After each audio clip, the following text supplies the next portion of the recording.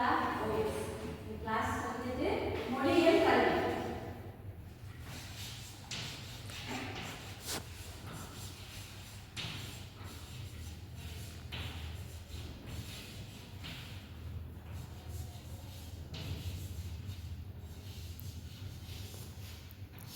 மொழியியல் கல்வி ரெண்டு வகையா பிரிச்சிருக்காங்க. என்னன்னு தெரியுமா? கல்வி மொழி மற்றும் சமூக மொழி.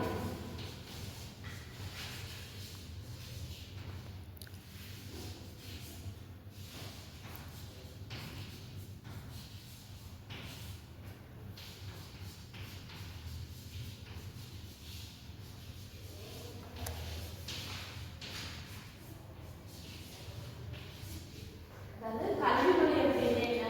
இலக்கணத்தோட கத்துக்கிறது தான் கல்வி மொழி.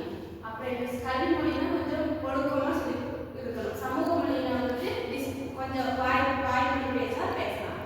கல்வி மொழியில அப்படின்னா இலக்கணம் வந்து முறையா இருக்கும். அதாவது போல அந்த மாதிரி சொற்களெல்லாம் வந்து அதிகமா பயன்படுத்துவாங்க. அது கல்வி மொழியின் கூறுகள் வந்து 3 இருக்கு. சொற்களஞ்சியம், இலக்கண கட்டமைப்பு, நிபந்தனைகள் அப்படின்னு சொல்லி இருக்கு.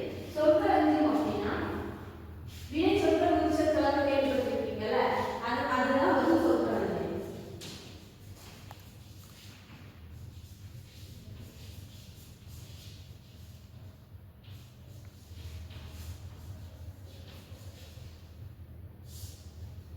சொற்களஞ்சியம் வினை சொற்கள், உயிர் சொற்கள், வினை உயிர் சொற்கள், நிபந்தனைகள், கேள்விகள் அப்படின்னு சொல்லி வரும். வினை சொற்கள்னா படிச்சிருப்பீங்க சின்ன வயசுல. அது மாதிரிதான் மொழி செயல்பாடுகள்னா வந்து மொழி ரெண்டு பேருக்கு ஒரு மொழி தெரிஞ்சுதான் ஒப்பிட்டு பேச முடியும். டிபேட் நடத்துறாங்க, அதுக்கான இந்த மொழி வந்து ரொம்ப முக்கியம். அதே மாதிரி தான் கல்வி மொழி அப்படின்னா பள்ளிகள் மற்றும் பள்ளிகளில் திறம்பட கற்க தேவையான மொழி தான் கல்வி மொழி. சமூக மொழி அப்படின்னா குடும்பம் இதுல எல்லாம் பேசுறது முறை சாரா மொழி தான் சமூக மொழி. புரிஞ்சுதா உங்களுக்கு? எக்ஸாம்